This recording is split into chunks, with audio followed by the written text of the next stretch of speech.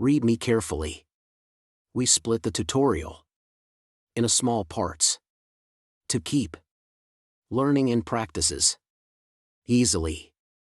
Watch all from playlist. যত বেশি comment আসবে একটা পোস্টের মধ্যে আপনারা নিজেই বুঝতে পারবেন যখন প্রফেশনাল ভাবে কাজ করবেন, দেখবেন এটা অটো প্রমোট হচ্ছে, অর্থাৎ অটো আপনি ভিজিটর কাস্টমার্স পেয়ে যাচ্ছেন। তাহলে আপনারা চেষ্টা করবেন কমেন্টের দিকে খুব বেশি গুরুত্ব দিকে।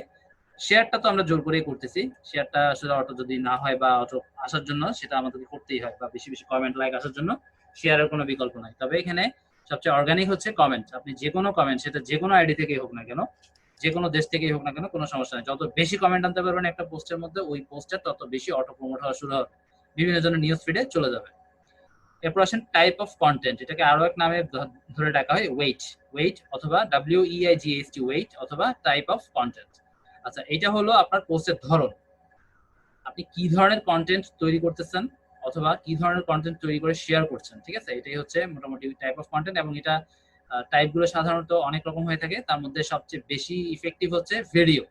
আপনারা সবাই মাথায় রাখবেন, যে কোনো বায়ার বা নিজের জন্য কাজ করেন না কেন, সিম্পলি আমরা ভিডিও বানানো অলরেডি শিখে ফেলছি। এবং খুব সিম্পল, আপনি যদি অ্যানিমেশন করতে পারেন, অ্যানিমেশনের জন্য অনেক সাইট আছে, আপনি অনলাইন অ্যানিমেশন মেকার দিয়ে সাইট সার্চ করেন, ফ্রি অনেক সাইট পেয়ে যাবেন, ওটাও করতে পারেন। অথবা সবচেয়ে ইজিয়েস্ট যেটা হচ্ছে, আপনি একটা প্রোডাক্টের নাম ধরে কয়েকটা ছবি কালেক্ট করে ফেলেন, সেই সম্পর্কিত কিছু তথ্য সংগ্রহ করে ফেলেন গুগল করে, উইকিপিডিয়া থেকে, বা এই ধরনের বিভিন্ন সোর্স আছে তথ্য কালেকশন করার।